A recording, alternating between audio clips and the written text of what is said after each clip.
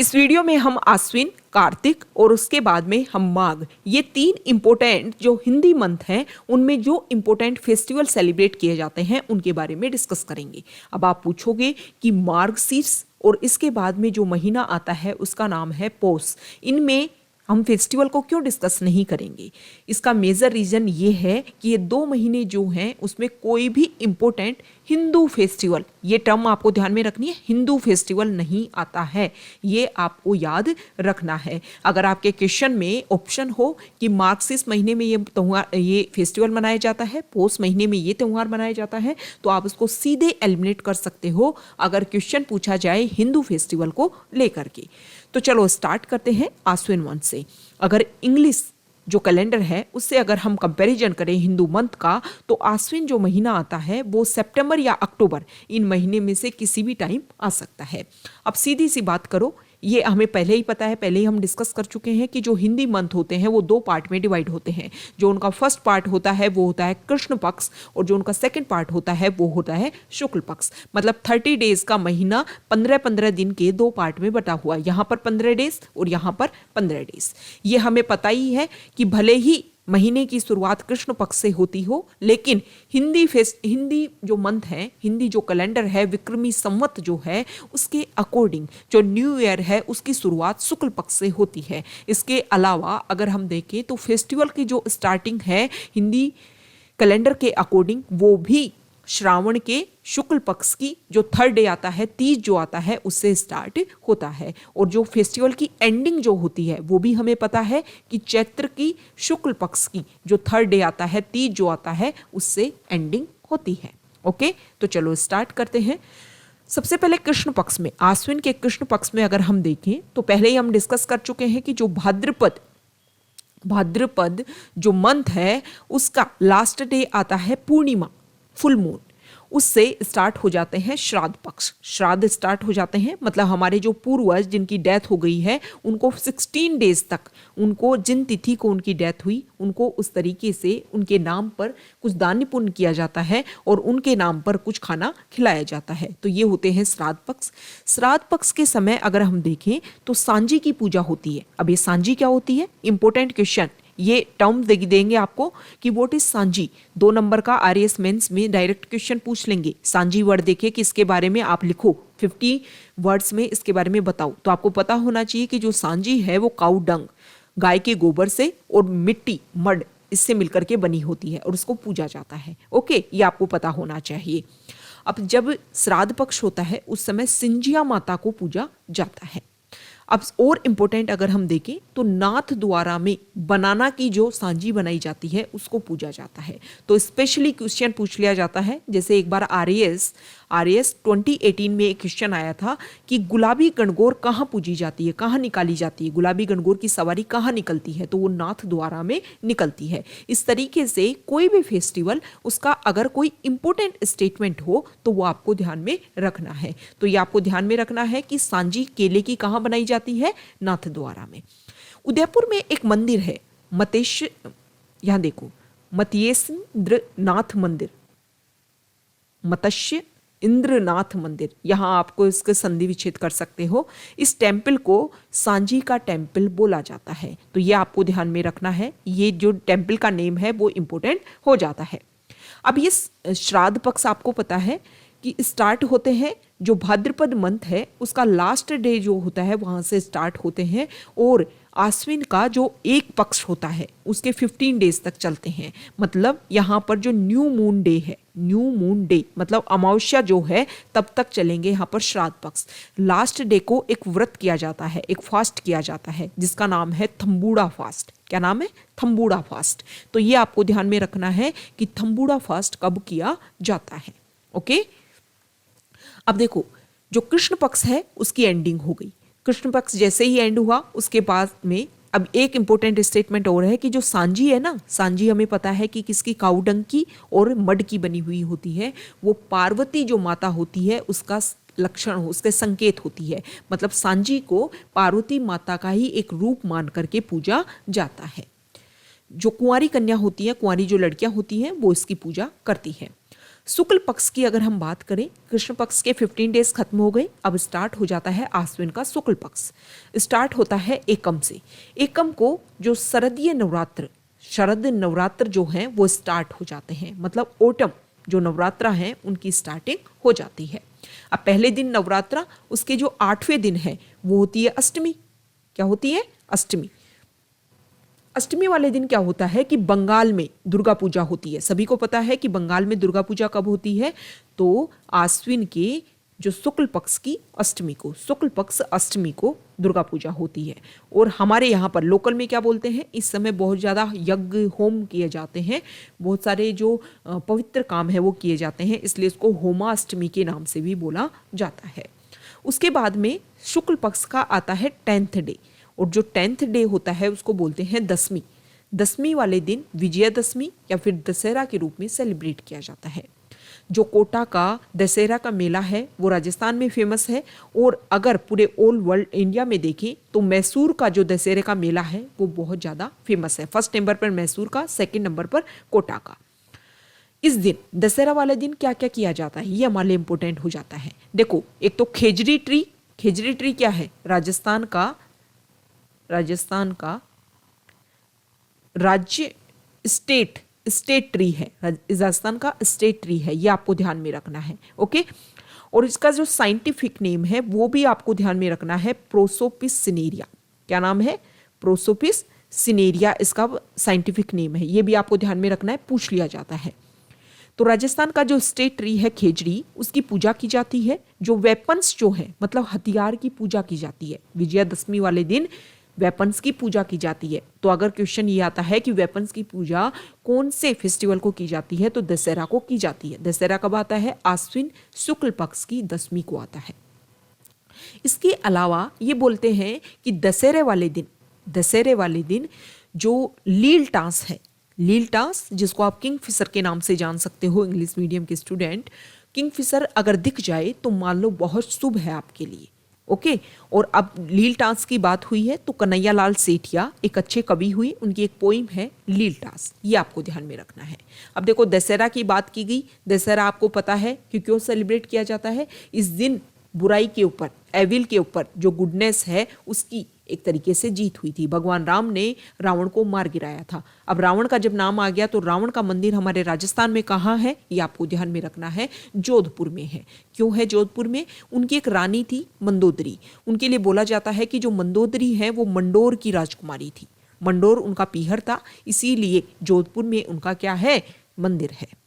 अब यहाँ पर 10वीं तक हम आ गए। 10वीं के बाद में सीधा पूर्णिमा वाले दिन एक फेस्टिवल आता है जिसको बोलते हैं शरद पूर्णिमा। पूर्णिमा फुल मून, इसको आप डायरेक्ट पूर्णिमा भी बोल सकते हो। इस दिन क्या होता है? जो चांद जो होता है, जो मून जो होता है, वो अपने 16 फेजेस से कंप्लीट होता है, मतलब अपनी संपूर्ण कलाओं से पूर्ण होता है, कंप्लीट चांद। अगर पूछ लिया जाए, क्वेश्चन ये आ जाए कि कौन सा ऐसा डे है जिस दिन चांद जो है वो कंप्लीट होता है, तो होता है शरद पूर्णिमा। और शरद पूर्णिमा कब आती है? आश्विन के शुक्ल पक्ष की जो अंतिम दिन होता है, पूर्णिमा जो होती है, उस दिन आता है शरद पूर्णिमा।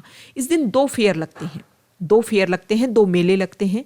एक लगता है जोधपुर में जिसको मांड महोत्सव के नाम से भी जानते हैं, मारवाड़ महोत्सव के नाम से भी जिसको जानते हैं। और दूसरा फेयर लगता है चित्तौड़ में जिसको मीरा महोत्सव के नाम से जाना जाता है।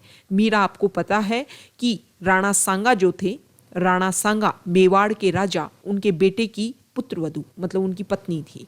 उनके हस्बैंड की टाइम से पहले डेथ हो जाती है, लेकिन मीरा क्या करती हैं? भगवान कृष्ण की बेहिनता उनकी पूजा करती हैं, और ये माना जाता है कि द्वारका में एक मूर्ति के अंदर वो लास्ट में विलीन हो जाती है। इनके गुरु का नाम आपको ध्यान में रखना है, उनके गुरु थे रैदास, और ऐसे बोलते हैं कि वो एससी कम्युनिटी से आते थे। रैदास की छतरी बनी हुई है, और ये कहाँ बनी हुई है ये आपको ध्यान में रखना है, चित्तौड़ में बनी हुई है। जो चित्तौड़ दुर्ग है ना, वहाँ पर रैदास की छतरी बनी हुई है, जो कहाँ के? मीरा के गुरु थे। तो इस तरीके से जो आश्विन मंथ है वो कंप्लीट हो जाता है। आश्विन के बाद में आता है कार्तिक मंथ। जो कार्तिक मंथ है, अगर हिंदी महीनों के अकॉर्डिंग हम देखें तो अक्टूबर या फिर नवंबर में। कार्तिक को ध्यान में आते ही आपको ये ध्यान में आना चाहिए कि जो दिवाली है वो कार्तिक महीने में आती है। तो कार्तिक आपको पता है, दिवाली आपको पता है या तो अक्टूबर लास्ट में आती है या नवंबर स्टार्टिंग में आती है।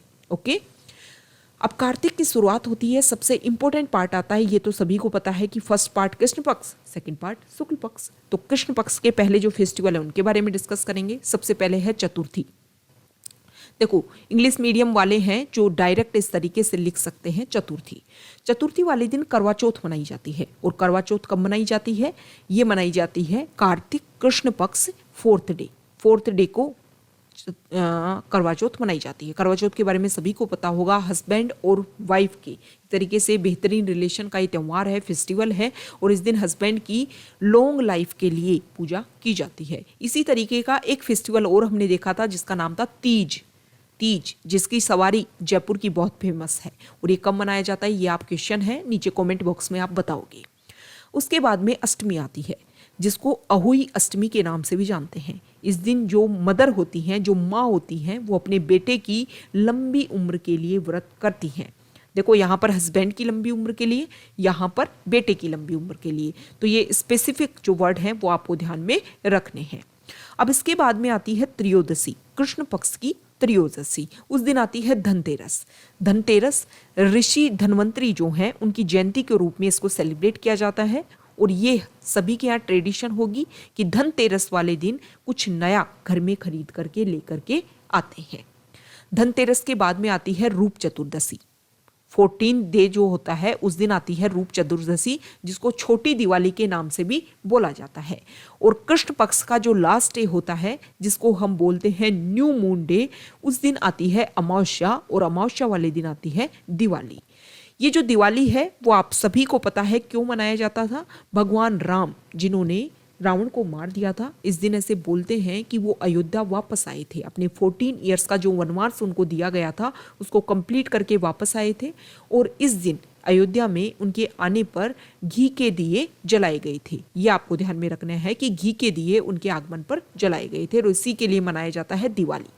इस दिन 2 इंपॉर्टेंट बात आपको याद रखनी है। दयानंद सरस्वती आपको पता है जिन्होंने आर्य समाज की स्थापना की थी। आर्य समाज की जिन्होंने आर्य समाज को एस्टेब्लिश किया था।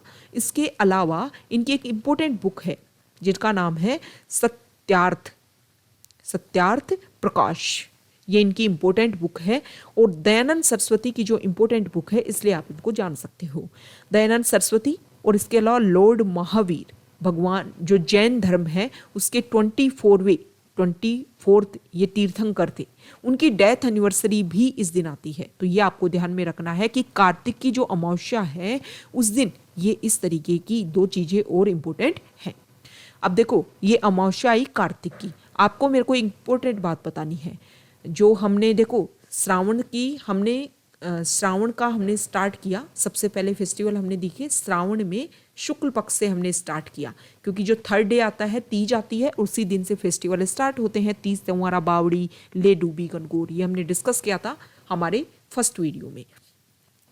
उसके बाद में अगर हम देखें तो उसके बाद में हमने भाद्रपद जो मंथ है उसको कंप्लीट किया। उसकी जो अमावस्या होती है उसको क्या बोलते हैं? मैंने पहले भी बोला था कि रिलेट करके स्टडी करोगे तो बहुत इजी हो जाएगा। उसकी जो अमावस्या होती है उसको सतिया अमावस्या बोलते हैं। झुंझुनू में मेला बनता है रानी सती का, जिसको दादी सती भी बोलते हैं। मूल नाम उनका था, ओरिजिनल नेम था नारायणी देवी।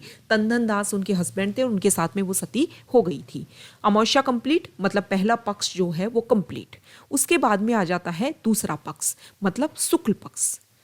शुक्ल पक्ष की अगर हम बात करें तो फर्स्ट डे, पहले दिन दिवाली थी अमावस्या को, दूसरे दिन आता है शुक्ल पक्ष का एकम। उस दिन गोवर्धन पूजा जाता है।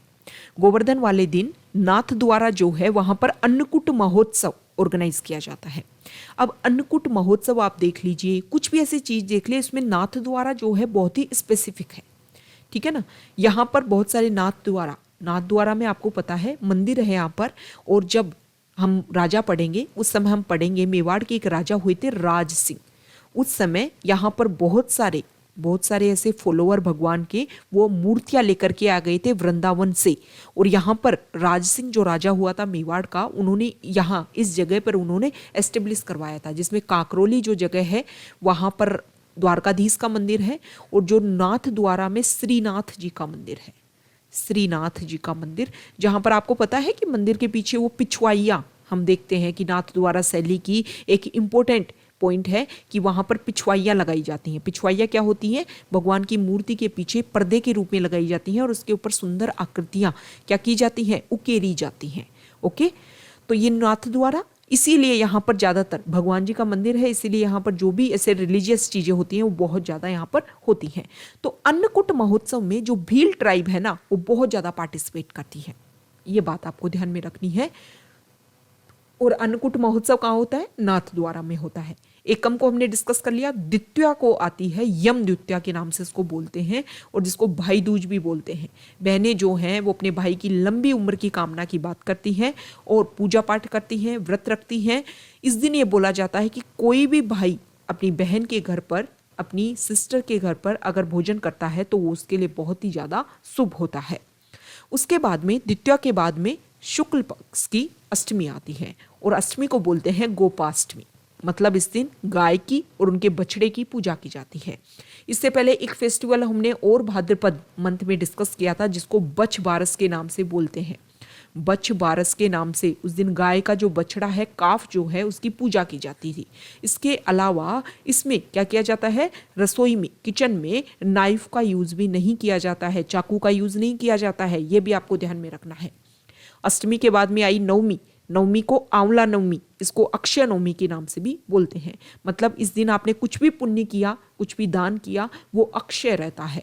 अक्षय मतलब आप समझ रहे हो ना, अक्षय मतलब जिसका कभी भी क्षय नहीं हो, अंत ना हो, हानि ना हो। नवमी के बाद में आती है एकादशी। नवमी के बाद में दसवीं आती है। पहले भी मैं बता चुकी हूँ आपको कि जो जो इंपॉर्टेंट फेस्टिवल है सिर्फ हम उन्हीं तिथि के बारे में डिस्कस कर रहे हैं। ओके, डेट जो है उसको हिंदी में बोलते हैं तिथि। ओके, अब देखो, एकादशी को देव उठनी एकादशी। इस दिन ये बोला जाता है कि 4 महीने तक भगवान जो सोते हैं उस दिन भगवान दोबारा से खड़े हो जाते हैं, और इसलिए इस दिन से जो होली चीज़ें होती हैं, जो मांगलिक चीज़ें होती हैं, वो दोबारा से होना स्टार्ट हो जाती हैं। मतलब शादी जैसे हिंदू रिलीजन में अगर हम देखें तो शादी होना, ये जो भी इम्पोर्टेंट वर्क हैं वो दोबारा होना स्टार्ट हो जाते हैं। इस एकादशी को देवउठनी एकादशी, तुलसी एकादशी, इस दिन ये बोला जाता है कि माता तुलसी की शालिग्राम भगवान के साथ में शादी की जाती है, इसलिए इसको तुलसी एकादशी भी बोलते हैं। प्रबोधनी एकादशी भी इसको बोलते हैं। और इस दिन अजमेर में जो पुष्कर है वहाँ का मेला भरना स्टार्ट हो जाता है। ये आपको ध्यान में रखना है कि पुष्कर मेला स्टार्ट कब होता है? कार्तिक की शुक्ल पक्ष की एकादशी को। ठीक है, अब एकादशी के बाद में आती है पूर्णिमा, जिसको सत्यनारायण पूर्णिमा के नाम से भी जानते हैं। इसको देव दिवाली, भगवानों की दिवाली इस दिन आती है। क्वेश्चन अगर आ जाए कि भगवानों की दिवाली किस दिन आती है, तो कार्तिक पूर्णिमा को आती है। और वैसे नॉर्मल दिवाली कब आती है? कार्तिक अमावस्या को आती है। ओके, इस दिन पुष्कर फेयर, पुष्कर का जो मेला है वो खत्म हो जाता है। इसके अलावा ये जो कार्तिक पूर्णिमा है, इसको अदर फेयर्स भी फिल होते हैं, अदर फेयर्स भी भरते हैं, जिसमें एक अगर हम देखें तो कोलायत में, बीकानेर में जो कोलायत जगह है वहाँ पर ऐसे बोलते हैं कि कपिल मुनि का जो मेला है वो भरता है। इसके अलावा कोलायत में ही अगर हम बात करें तो सिख कम्युनिटी के जो फर्स्ट गुरु थे, गुरु नानक, उनकी जयंती भी इसी दिन मनाई जाती है, कार्तिक पूर्णिमा को।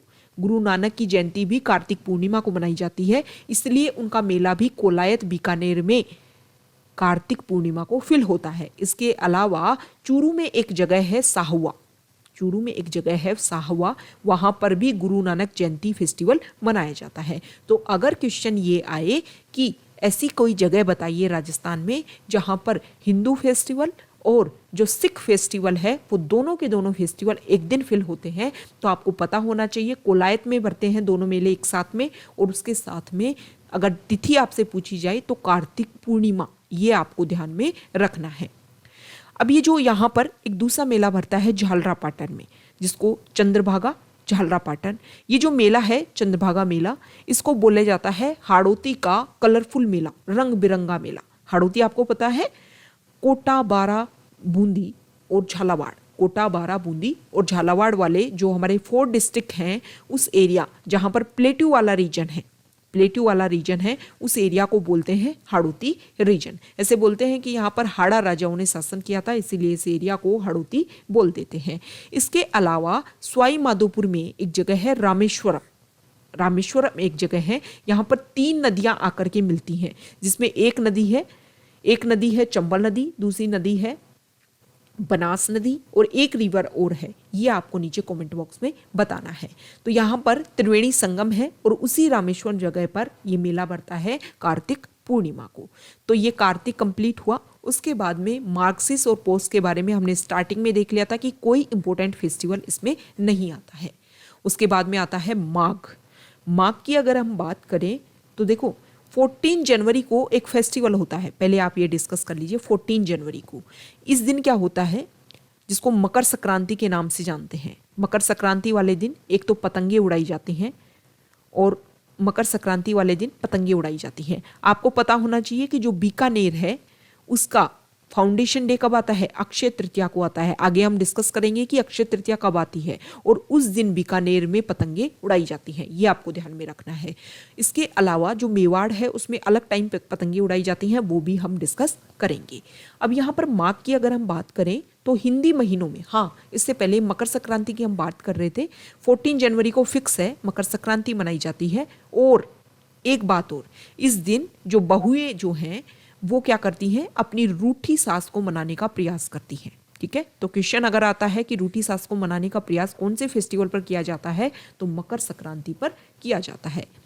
उसके बाद में आता है माघ महीना, माघ मंथ। ये जनवरी और फरवरी, मतलब हमारे इंग्लिश मंथ के अकॉर्डिंग जनवरी और फरवरी में माघ मंथ आता है। सबसे पहले उसके कृष्ण पक्ष की बात कर लेते हैं। कृष्ण पक्ष में जो फर्स्ट फेस्टिवल आता है वो आता है चतुर्थी। चतुर्थी जिसको तिल चतुर्थी भी बोलते हैं या संकट हरण चतुर्थी के नाम से भी जिसको जानते हैं। सवाई माधोपुर में जो चौथ का बरवाड़ा है वहां पर मेला भरता है, ये आपको ध्यान में रखना है। नेक्स्ट है एकादशी, जिसको सट तिला एकादशी के नाम से भी जानते हैं। ओके, नेक्स्ट आता है अमावस्या, 15th day of Magh month. उस दिन बोलते हैं अमावस्या, इसको मौनी अमावस्या के नाम से भी जानते हैं। अब जो कुंभ मेला भरता है, कुंभ मेला जो फिल होता है उसके बारे में आपको पता होगा कि इस दिन से कुंभ मेले का जो रॉयल बाथ है वो स्टार्ट हो जाता है। मतलब फर्स्ट रॉयल बाथ इसी दिन लिया जाता है, माघ की अमावस्या को। अब कृष्ण पक्ष कंप्लीट हो गया, उसके बाद में आ जाता है शुक्ल पक्ष। शुक्ल पक्ष में फर्स्ट डे आती है एकम। एकम से गुप्त नवरात्र स्टार्ट हो जाते हैं। देखो 2 नवरात्र जो होते हैं वो सब करते हैं और ओपनली होते हैं। ये जो गुप्त नवरात्र होते हैं ऐसे बोलते हैं कि साधु संत और जो ऋषि होते हैं वो ही इन गुप्त नवरात्रि को करते हैं। तो हमने जो सर्दीय नवरात्र देखे थे वो हमने देखे थे आश्विन में। इसके अलावा एक नवरात्रि और आएंगे, वो आएंगे चैत्र में। ये ओपनली होते हैं, सभी को पता होते हैं। जो गुप्त नवरात्रा होते हैं वो माघ महीने में आते हैं और उसके बाद में नेक्स्ट जो आएंगे वो आएंगे वैशाख महीने में। वैशाख में नहीं, शायद ज्येष्ठ में या आषाढ़ में। हम नेक्स्ट जब वीडियो में डिस्कस करेंगे, जब वो मंथ आएंगे तब हम आपको बता देंगे। तो गुप्त नवरात्रा स्टार्ट हो जाते हैं एकम से। ठीक, पंचमी को मनाया जाता है एक इम्पोर्टेंट फेस्टिवल जिसका नाम होता है बसंत पंचमी। इस दिन जो माता सरस्वती होती है, मतलब विद्या की देवी जो होती है, एजुकेशन की, नॉलेज की जो गोडेस हैं, उनकी पूजा की जाती है। और सबसे इम्पोर्टेंट, राजस्थान में इस दिन गार्गी अवार्ड दिया जाता है। गार्गी अवार्ड क्या होता है, वो गर्ल्स जिन्होंने 10th क्लास में 75 से अबोव अपनी परसेंटेज हासिल की है तो उनको पैसे दिए जाते हैं गवर्नमेंट को। एक तरीके से उनको कुछ इनिशिएटिव करके उनको ये कोशिश की जाती है कि आपने बेहतरीन परफॉर्मेंस किया है और आप चाहें तो और भी अच्छा अगर परफॉर्मेंस करें तो गवर्नमेंट उसमें आपके साथ है। इसीलिए 75% से ऊपर जिसके 10th में नंबर होते हैं उनको गार्गी अवार्ड इसी बसंत पंचमी वाले दिन दिया जाता है। इसके बाद में अगर हम देखें तो पूर्णिमा आती है। लास्ट डे, माघ का जो लास्ट डे होता है उसको बोलते हैं पूर्णिमा, मतलब full moon day. Full moon day इस दिन क्या होता है, देखो बेणेश्वर एक जगह है, डूंगरपुर, जो हमारा डूंगरपुर डिस्ट्रिक्ट है।